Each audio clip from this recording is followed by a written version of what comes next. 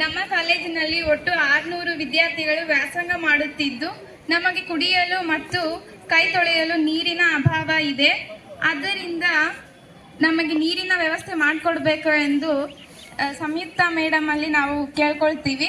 ಮೊದಲಿಗೆ ಬೋರ್ವೆಲ್ ಇತ್ತು, ಅದು ಈಗ ಹಾಳಾಗಿದೆ. ಅದರಿಂದ ನೀರು ಬರ್ತಾ ಇಲ್ಲ, ಕುಡಿಯೋಕ್ಕೂ ನೀರಿಲ್ಲ, ಕೈ ತೊಳೆಯೋಕ್ಕೂ ನೀರಿಲ್ಲ, ವಾಶ್ರೂಮ್ ಹೋಗೋಕ್ಕೂ ನೀರಿಲ್ಲ.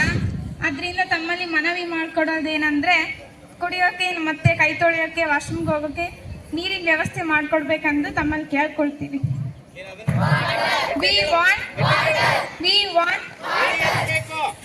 ಎಲ್ಲರಿಗೂ ಏನ್ ಬೇಕು?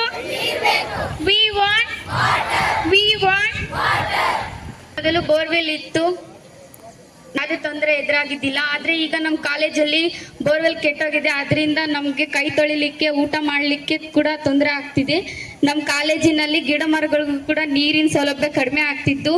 ನಮ್ಮ ಕಾಲೇಜಲ್ಲಿ ಬಹುಮುಖ್ಯ ಸಂಪನ್ಮೂಲ ಎಂದರೆ ಅದು ನೀರು. ಆದರೆ ಅದೇ ನಮ್ಮಲ್ಲಿ ಇಲ್ಲ. ನಾವು ಬೇರೆ ಕಡೆಯಿಂದ ನೀರನ್ನ ತರಿಸ್ಕೊಂಡು ಕುಡಿಬೇಕಾಗಿದೆ. ಅದರಿಂದ ಸಂಯುಕ್ತ ರಾಣಿ ಅವ್ರಿಗೆ ಕೇಳ್ಕೊಳ್ಳೋದೇನೆಂದರೆ ನಮಗೆ ನೀರಿನ ಸೌಲಭ್ಯ ಮಾಡಿಕೊಡ್ಬೇಕೆಂದು ತಮ್ಮಲ್ಲಿ ವಿನಂತಿಸಿಕೊಳ್ಳುತ್ತೇನೆ. ಒಂದು ಶಾಲೆಯಲ್ಲಿ, ಕಾಲೇಜಿನಲ್ಲಿ ಇಲ್ಲಿ ಸುಮಾರು 600 ಮಕ್ಕಳು ಇಲ್ಲಿ ವಿದ್ಯಾರ್ಥಿಗಳು ವಿದ್ಯಾಭ್ಯಾಸ ಮಾಡ್ತಿದ್ದಾರೆ. ಇವರಿಗೆ ಮುಖ್ಯವಾಗಿ ಬೇಕಾಗಿರೋದು ಮನುಷ್ಯನಿಗೆ ನೀರು. ಆ ನೀರಿನ ವ್ಯವಸ್ಥೆನೇ ಇಲ್ಲಿ ಇಲ್ಲದ ಕಾರಣ ಇಲ್ಲಿರೋಂಥ ಎಲ್ಲ ಏನು HM ಅವರು, ಆಮೇಲೆ ಉಳಿದಿದ್ದ ಎಲ್ಲ ಮಾಸ್ಟರ್ಗಳು ಹೇಳ್ಕೊಂಡ್ರು ಈ ರೀತಿ ನೀರಿನ ತೊಂದರೆ ಇದೆ ಅಂತ.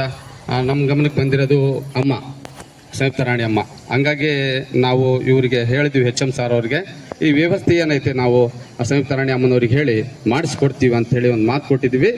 ಯಾಕಂದರೆ ಇಲ್ಲಿ ನೀರಿನ ತೊಂದರೆ ಯಾವ ರೀತಿ ಐತೆ ಅಂದರೆ ತುಂಬ ತೊಂದರೆ. ಹೊರಗಡೆಯಿಂದನೇ ನೀರು ತರಿಸ್ಬೇಕಾಗುತ್ತೆ.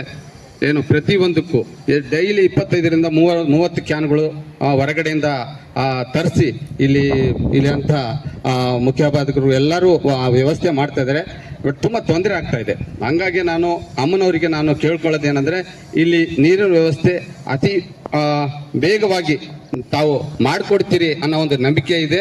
ಅದಕ್ಕೆ ದಯವಿಟ್ಟು ಇಲ್ಲಿರೋಂಥ ಮಕ್ಕಳ ಒಂದು ಕಷ್ಟ ಏನಪ್ಪ ಅಂತಂದರೆ ನೀರಿನ ವ್ಯವಸ್ಥೆ ದಯವಿಟ್ಟು ತಾವು ಮಾಡಿಕೊಡ್ಬೇಕು ಅಂತೇಳಿ ನಾನು ಸಂಯುಕ್ತ ರಾಣಿ ಅಮ್ಮನವರಿಗೆ ಮನವಿ ಮಾಡ್ಕೊತಾ ಇದ್ದೀನಿ. ಈ 600 ಮಕ್ಕಳ ಪರವಾಗಿ ನಾನು ಮನವಿ ಮಾಡ್ಕೊತಾ ಇದ್ದೀನಿ. ಜೈ ಜವಾನ್, ಜೈ ಕಿಸಾನ್, ಜೈ ಭೀಮ್.